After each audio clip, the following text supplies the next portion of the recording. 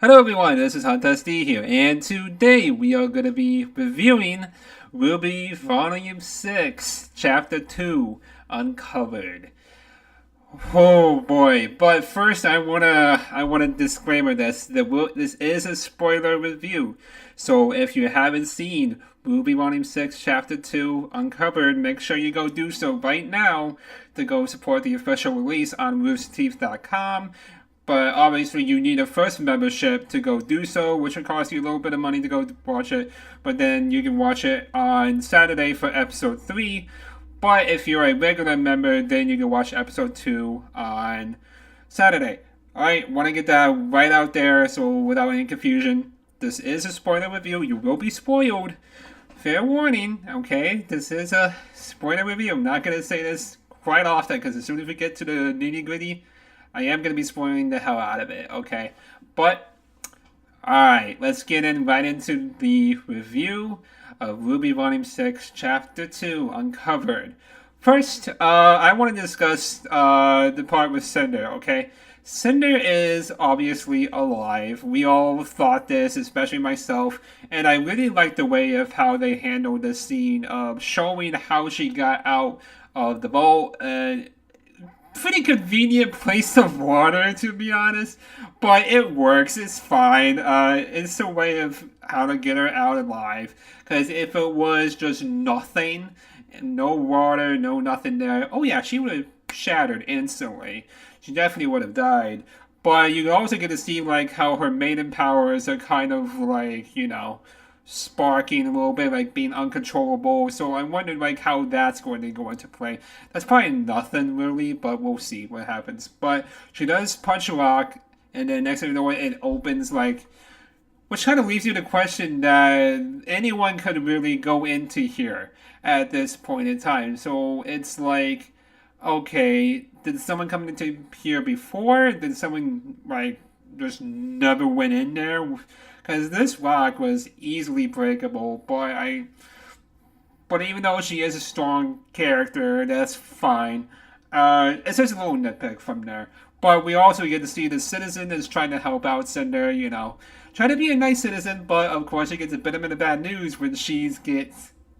Then Cinder uses her clothes, she takes her money and everything else that she needs to go to Miss Malachi later on in the episode. And I think after that we go back to Mistral with the team, and Colonoscopy is still back in the apartment during this time, so there's a little bit of a flashback. We get to see like their thought process before they went out to August Limited. Nora just makes a nice little jab at Volume 5. We finally get to leave this place. I found that absolutely hilarious. It's like, they did that just to be like a jab to the audience. Like, yeah, guys, we know Volume 5 probably wasn't the best. But it's just Nora breaking the fourth wall. And I found that absolutely hilarious. We also got to see, they did it really awesome. One thing I would do like is that they show don't tell a lot. They really show the relic, like, being able to increase and decrease into very convenient places so the person can handle it. I really like that. They didn't have to show it, but they did, and I do appreciate that a lot. Of course, Ospen straight out lies, as he usually does about the relic, and then we go to the next scene, which I think is back with Cinder, and we go to meet, we find out that of course, the villains are wanted, which they should be. I think this is probably a month after the Battle of Haven. I think this is after a month. So we get my time chronologically. This is a month after the Battle of Haven. So right now, the villains are wanted. So far, as only Emerald, Mercury, Hazel, and Cinder that are wanted itself. We also get to see what Hazel kind of looked like in the past, which is kind of cool. So they have him fully rendered in the past, at least his face anyway. So I wonder if we're going to get more of Hazel, like, backstory. We could actually see it, and that would be quite interesting. That kind of sets something up for later down the line. But then we also get to go to Miss Little Malachite and her stronghold being kind of like spider-ish. It was very interesting. We're going to see more of the criminal underbelly in Mistral, which we have been wanting for a year now because we didn't get that in Volume 5, which was a bummer, but we do get it now. And Cinder goes to Miss Malachi, and I really like Miss Malachi's performance of being like, hey, if you talk to me in that tone of voice again, I'm gonna slit your fucking throat, lady. Like, obviously she doesn't say the word, the F word, but you know, you get the gist of it. This having someone put Cinder in a place, which I like that a lot. There's really not a lot of bad in this episode. There's a lot of good things in this episode. First, obviously I had a few nitpicks, but those are just mainly nitpicks. Like, the good outweighs the bad a lot in this episode. We also, Miss Malachi reminds me a lot of the Malachi Twins, you know, from Volume 2 and the trailer and stuff like that. So maybe we might get to see a cameo from them. Maybe it's a stretch. So maybe that's where Junior way back, probably went to Miss Malachi to get bodyguards stuff. But obviously the bodyguards were first from Roman, but maybe the Malachi Twins were probably from Miss Malachi, so they could be somehow related to the organization. So maybe we might see the Malachi Twins again. That'd be pretty cool. Be a nice little cameo. And then after that, Cinder wants to take the first initiative because everyone else has ran. She wants to go, no, we're going full in. We're going to find Team RWBY and the rest of everyone else. Obviously, we know they're going to August, or at least that's the destination for right now.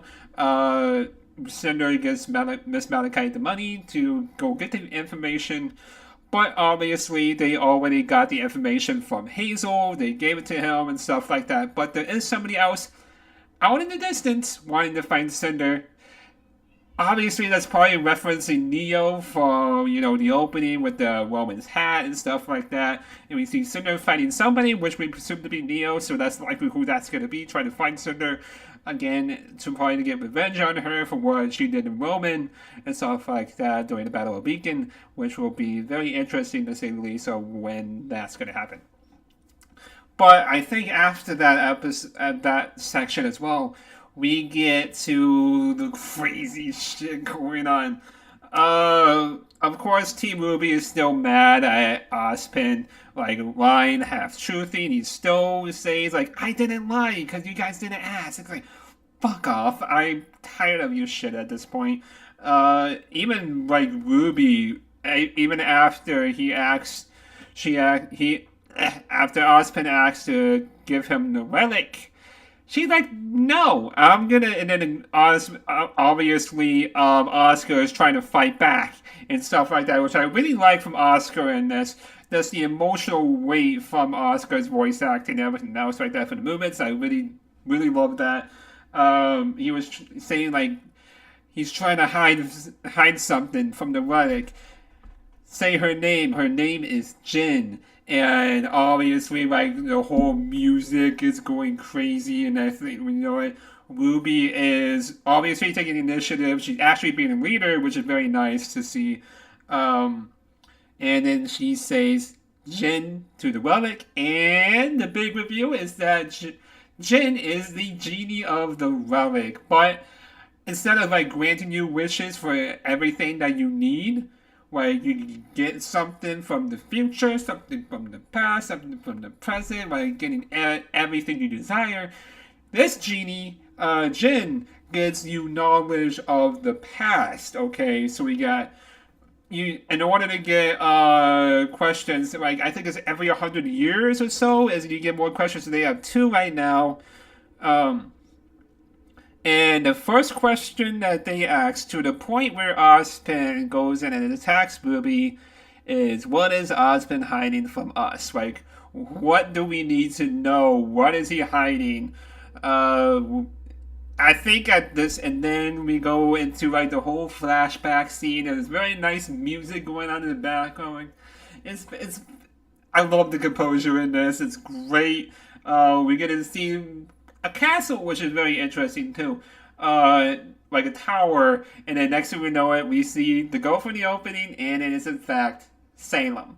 We're getting Salem's backstory, and I'm gonna really appreciate that. I'm very curious of what exactly it's going to be. My theory so far, I'll get more into the nitty gritty details into the prediction video, which will be coming out tomorrow. Uh, Basically, gonna be about what I personally think is going to happen is that Ozpin has probably created Salem to be who she is now, was like the main cause of it. Whenever he said, I think it's either Volume 2, I think it was, like, I have made more mistakes than a man, woman, or child on this entire planet. Okay, creating Salem is probably a big mistake, to say the least. At this point, it's either going to make or is either going to make or break people of Ozpin after this week's episode, episode 3. It's really going to push people away from Ozpin after this, if it turns out the fact that Ozpin is the one that kind of made Salem who she is right now. Now, that's not confirmed, that's more theorizing, but it's highly likely that he did create Salem to be who she is now, so I'm very curious of how that's going to play out. But yeah, so far this episode was fantastic. It's another great episode of Volume 6. Volume 6 is freaking killing it. I'm very curious if they're going to be able to keep this up the same as backstory in this week's episode of Volume 6. So I'm very curious where they're going to go with a lot of this stuff. There's so far very positive thoughts going into this volume, and how maybe this might even be the best volume yet. I'm hatching my chickens before they hatch, you know? It's like, so far it's a really good volume, and I'm very curious of where Miles and Carrie and from Monty is where he's going to take this and stuff like that. Man, I just wish Monty could see where the show is now, you know? It's a real bummer to see him pass away a couple years back, Monty. It would have been very nice to have him be here now. But besides from going into that, without me getting emotional,